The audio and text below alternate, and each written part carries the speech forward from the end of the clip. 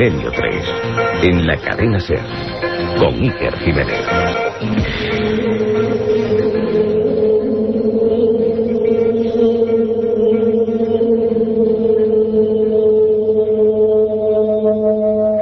Las creencias pueden matar.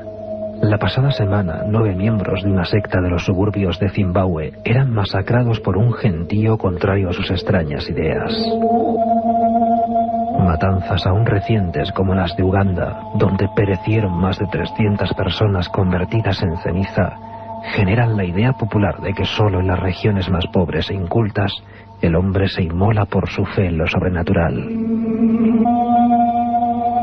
Pero no es cierto. Cuando este tipo de sucesos ocurre en países del primer mundo, un tupido velo suele ocultar gran parte de la información. Así ocurrió en España durante años. En Cataluña, durante gran parte de la década de los 70, varias personas se sacrificaron en honor a los extraterrestres, convencidos de viajar al espacio. Eran personas como cualquiera de ustedes, como cualquiera de nosotros, aficionados a los temas extraños y que un día decidieron dar el salto al más allá.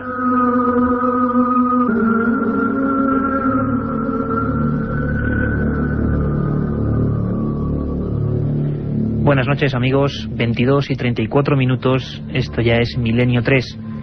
Y el carrusel da paso, como decía Paco González, a la penumbra, a la oscuridad, y hoy a la profundización en lo más extraño de la mente humana, probablemente. Una historia que, como muchas otras, empezó en un periódico, mejor dicho, en una revista.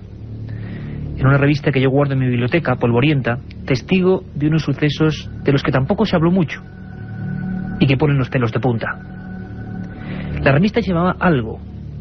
Se encargaba, quizá como pionera en España, de contar anécdotas de la ciencia, se entrometía con la arqueología, hacía algo casi parecido a lo que hacemos en Milenio 3. Era la segunda quincena de octubre de 1971. Escondido casi en letras de tipografía de máquina de escribir, aparecía la siguiente frase: Señor director, desearía que al recibir la presente instancia difundiese mi petición de nuevo grupo y centro dedicado al estudio de los ovnis. Somos 5 muchachos dedicados a este tema y a recopilar datos de todas las visiones acaecidas en España. Desearíamos que todo lo que se interese en este tema se dirigieran a la siguiente dirección: Juan Turu Vallés, Carretera de Olesa, Tarrasa, Barcelona.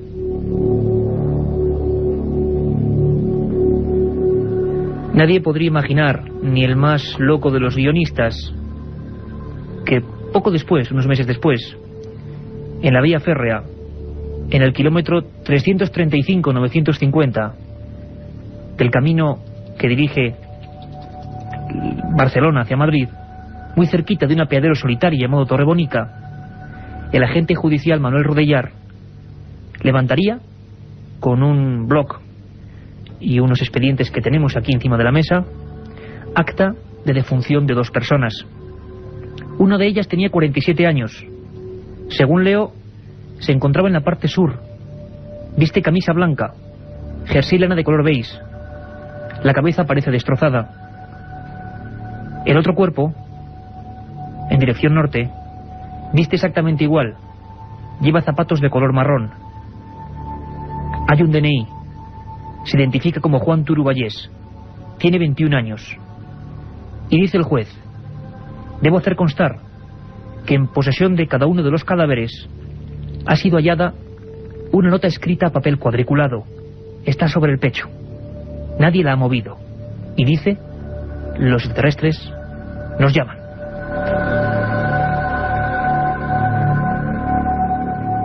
Esto es Milenio 3, 22:37 minutos, un equipo compuesto por Katia Rocha, Carlos Barroso, Carmen Porter, que os habla, Iker Jiménez, y con el lujo que supone tener a Javier Rodríguez a los mandos técnicos de esta nave de palabras y de misterio.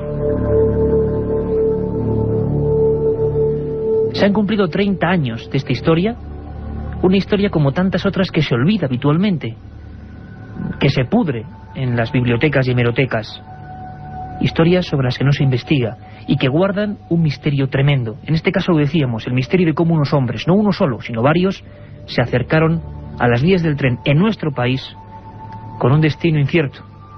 Querían viajar a una estación demasiado lejana, a otro planeta.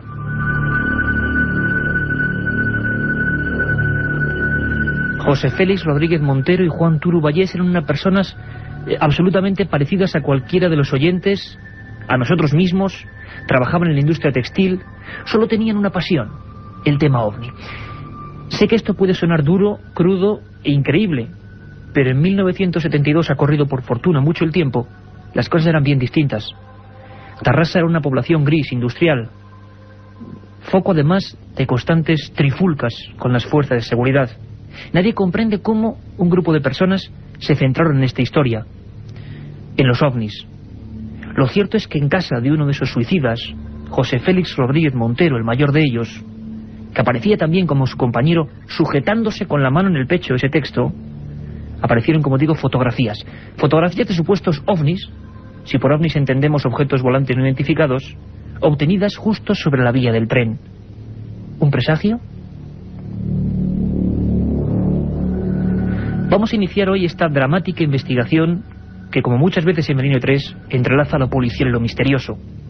Hemos hablado con una persona de Tarrasa, nacida en Tarrasa, y que investigó casi hasta la obsesión este tema. Es Josep Guijarro. Y nos va a contar inmediatamente cómo eran estas dos personas, José Félix Rodríguez y Juan Turu Vallés. Quizá los primeros mártires del tema OVNI en España, desde luego no los últimos. Josep Guijarro. Yo todavía no me lo explico, porque, como bien sabes, José Félix Rodríguez Montero, que era el mayor en edad, y Juan Turu Vallés se conocieron a raíz de un anuncio publicado en Algo, y en menos de 3 semanas terminaron juntos sus vidas en los raíles de la vía del tren. Algo muy importante debieron de vivir, o algo muy trágico tuvieron en lo que verse envueltos para que, si realmente se suicidaron, pusieran ellos de motu propio fin a sus vidas de esta manera, especialmente cuando ambos dos tenían puntos de vista, pareceres tan radicalmente distintos el uno y el otro. Me explico. Juan Turu Vallés era un joven inquieto como lo puede ser tú, como lo puedo ser yo, como lo puede ser cualquiera de las personas que hoy, esta noche, escuchan Milenio 3. Así era Juan Turu Vallés, que destacó especialmente por relacionarse con un centro, todavía existe hoy, el Centro de Estudios Interplanetarios de Barcelona, y estuvo recabando sobre todo mucha información en una zona que entonces llamaba la atención. Tú también la conoces, se trata de las Concas de Tivisa, una árida zona cercana a Mora de Ebro, en la que se especulaba con la posibilidad de que pudiera existir una suerte de base extraterrestre. José Félix Rodríguez Montero, por su parte, también tenía muchísimas inquietudes, pero le superaba en edad, 47 años, y este hombre llevaba tras sus espaldas un bagaje excelente de inquietudes. Había entrado en un seminario católico, no viendo suplidas un poco sus inquietudes personales, acude a la religión evangélica, y esta durante muchos años, y adquiere una amplia notoriedad, siendo incluso pastor.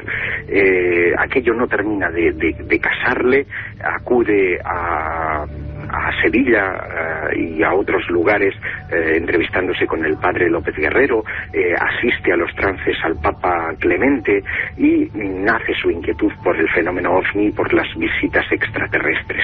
Es un hombre tan enigmático que sus amistades íntimas le llaman el venusino, y no les faltaba nada de razón, porque según pude constatar, él mantenía no solo contacto abierto con lo que creían inteligencias del espacio, sino que además tenía una buena colección de fotografías de los alrededores de Tarrasa, concretamente en un punto kilométrico de esa misma vía, situado más hacia Sabadell, en la que había podido incluso captar ovnis diurnos.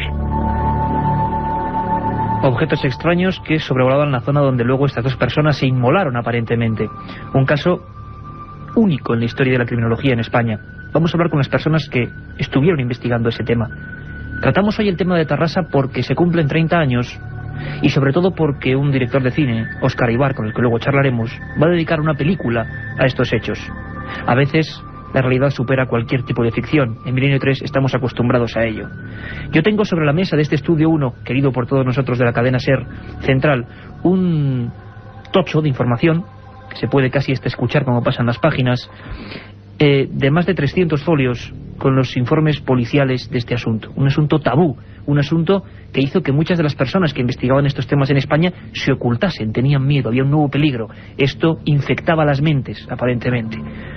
Quizá lo más fuerte es que con una ardua investigación hemos podido recuperar las cartas que esas dos personas, antaño normales, y que según sus palabras estaban empezando a sentir una especie de mutación, enviaron a sus propios amigos.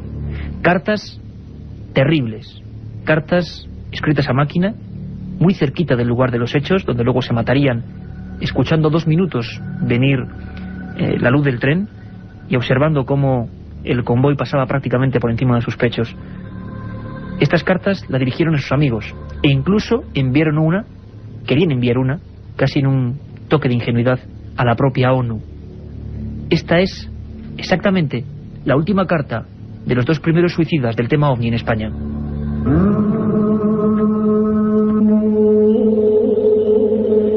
Tarrasa, 19 de junio de 1972. Amigos, sabéis que el tema de los ovnis nos apasionaba como a vosotros, y esto desde hace mucho tiempo. Lo que ya no sabéis es el contacto directo que desde el año 1970 tenemos con ellos. Al recibir esta carta, seguramente que por algún medio de información sabréis que estamos con ellos, pues nos han llamado, ya que nuestra mutación es total y nos encontramos en la Tierra como 2 seres extraños. Nos dirigimos al Centro Galáctico. En nuestra biblioteca existen una serie de libros de literatura cósmica que os cedemos con el mayor placer, a fin de que estudiéis e investiguéis al máximo, y quién sabe si algún día también os llamaremos. Un saludo cósmico. Firmado WKTS. La otra realidad. Milenio 3. En la cadena SER. La otra realidad. Fenómenos extraños. Misterios sin resolver. Milenio 3. En la SER. 22:46 minutos, impresionante la carta, la última, la póstuma de esos suicidas, que luego darían paso a muchos más, que es lo más tremendo. Cuando llega esta sintonía, quiere decir que está aquí ya Carmen Porter y que nos va a hablar de esa segunda edición que tenemos siempre, nunca lo olvidéis, de 3 a 4 en directo, con un montón de cosas nuevas, y que hay, siempre me olvido yo, un correo electrónico milenio3@cadenaser.com, milenio3@cadenaser.com, para entrar en todos nuestros sorteos de libros, todas las cosas que hacemos cada madrugada. Carmen Porter, ¿qué tenemos para esta noche? Hola, buenas noches, Iker. Pues nos iremos en busca de Jack el Destripador, con los nuevos descubrimientos que han salido a la luz más de un siglo después de que se produjeran los hechos. Viajaremos también hasta el corazón de China, concretamente a Xi'an, en busca de uno de los grandes misterios de la humanidad, y de allí a Sevilla. Nuestro corresponsal José Manuel García Bautista nos contará la polémica que ha surgido en torno a un disco que ha sido retirado del mercado por la Guardia Civil y en el que se incluía un juego para el ordenador llamado Matanza Cofrade, que consistía en ir matando a cofrades durante las procesiones de Semana Santa. Y todas nuestras secciones habituales, Iker: libros, leyendas, efemérides, conspiraciones, un montón de cosas para esta noche. Ahora volvemos al misterio de Tarrasa. Un misterio que continuó durante años. Hubo gentes que copiaron la misma forma, el mismo hecho, la misma muerte. Yo quiero escuchar a Salvador Ortega Mayén, uno de los fundadores de la Policía Científica en España, ni más ni menos. Una de las personas que investigó estos hechos. Alguien que no podía creerse lo que estaban viendo sus ojos. Escuchamos a Salvador Ortega. En aquella época, el suicidio de este tipo representaba, como yo te dije antes, un gran reto, porque no encontraba ningún hecho de unión en las muertes violentas de esta forma, y sobre todo cuando se trataba de personas acompañadas, o sea, aún menos, ¿no? Se llegó a pensar incluso en la aparición de una secta de inmolación que pudiera naturalmente pues haber adoctrinado o haberlos encaminado por la senda del suicidio, lo que yo te decía antes, ir adelantando pasos para llegar más pronto al Dios o al gurú. No se puede encontrar otra explicación, pero tampoco se encontraron sectas de este tipo en aquella época. No había entonces la información que hay hoy, ni siquiera los lazos que pudieran naturalmente tejerse entre sectas o grupos de este tipo que pudieran adoctrinar a la gente hacia su propia muerte en aras de algo que nunca se llegó a poner naturalmente claro. Lo decía don Salvador Ortega Mayén, nunca se puso nada en claro. La propia prensa cogió con pinzas el asunto. Era muy difícil de tratar. ¿Qué estaba ocurriendo? Yo en mi vieja biblioteca, esa que abrimos siempre cada madrugada, he encontrado también más cosas. Algunas, pues, dan cierto escalofrío.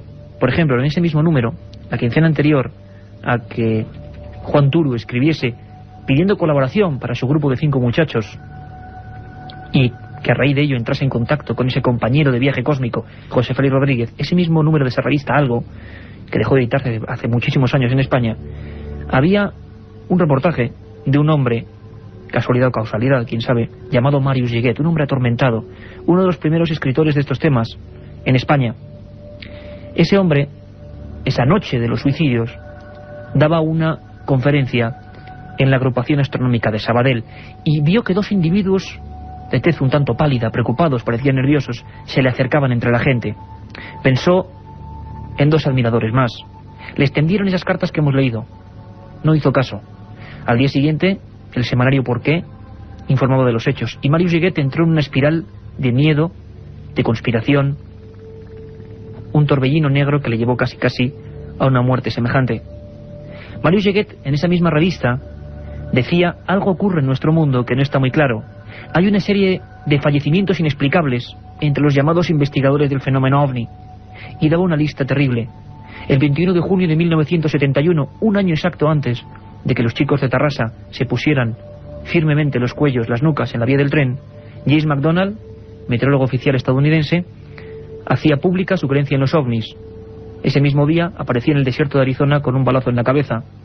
Morris Jessup, uno de los primeros, el primero que puso ovni en un libro, en el titular de un libro, aparecía suicidado en su coche con el gas del tubo de escape entrando al interior con una manguera.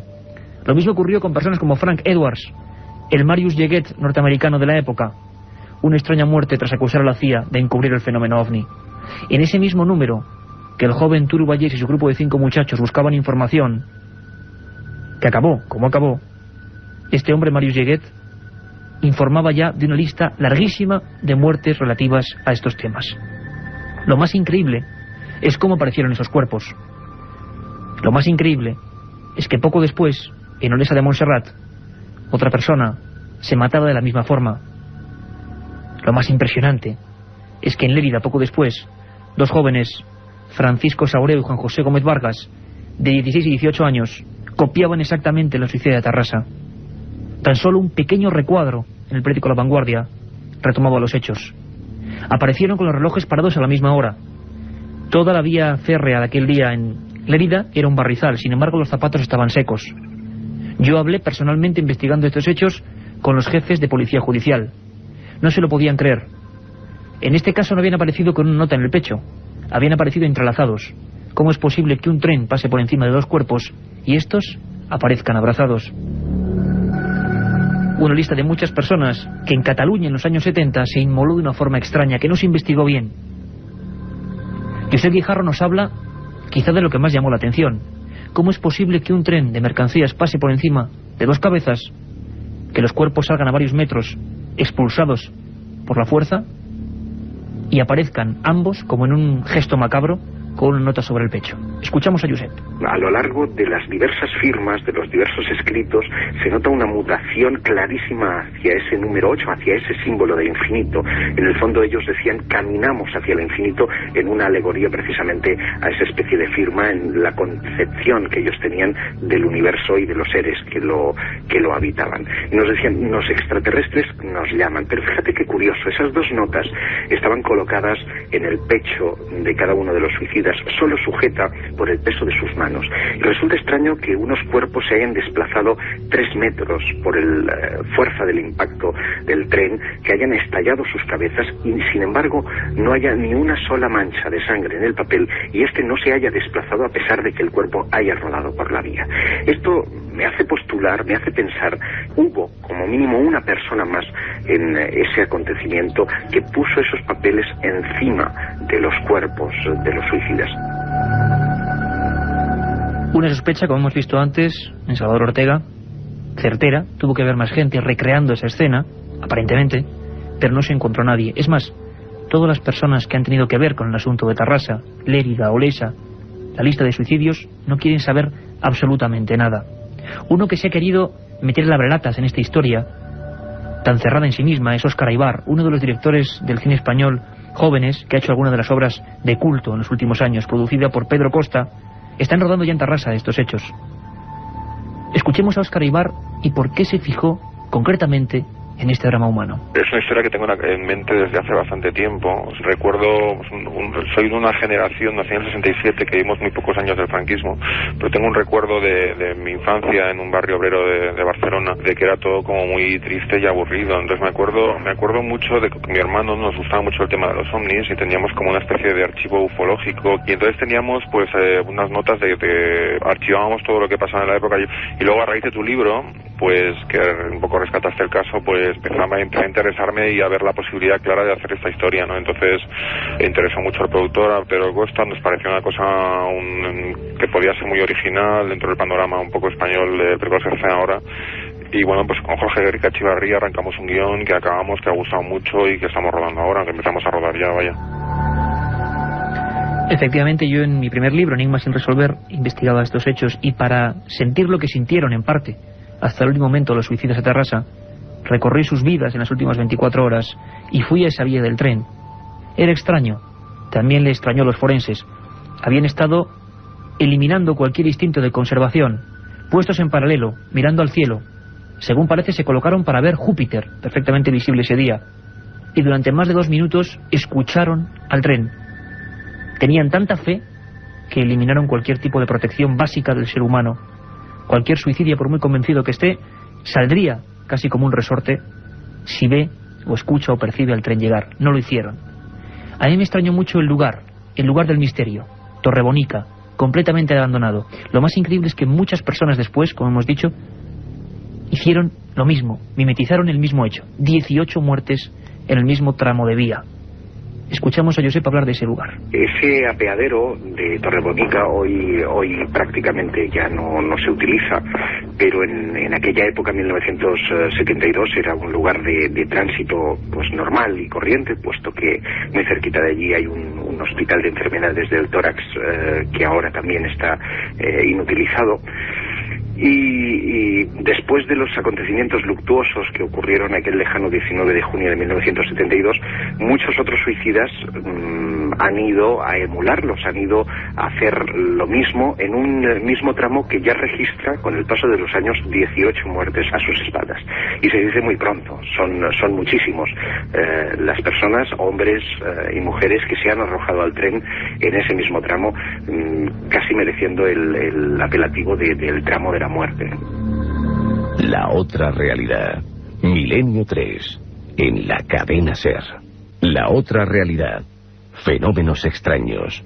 Misterios sin resolver. Milenio 3. En la SER. Algunos piensan que José Félix y Turu copiaron otra historia. Parece mentira, pero había una historia previa. En Morro do Vintem, hoy un lugar de Niterói lleno de chabolas, de favelas, 2 personas, ingenieros electrónicos, se quitaron la vida y aparecieron con unas máscaras de plomo. El caso fue soltado por la prensa como el caso de las máscaras de chumbo. Eran Miguel José Viana y Juan Pereira, de 34 y 32 años. Esta vez tenían una nota en los pechos, una nota que no hablaba de ir con los extraterrestres, dejaba más incógnitas si cabe. Decían: a las 4 horas tomar las cápsulas y poner las máscaras para proteger de la radiación. Durante un mes, la Policía Judicial de Niterói investigó los hechos.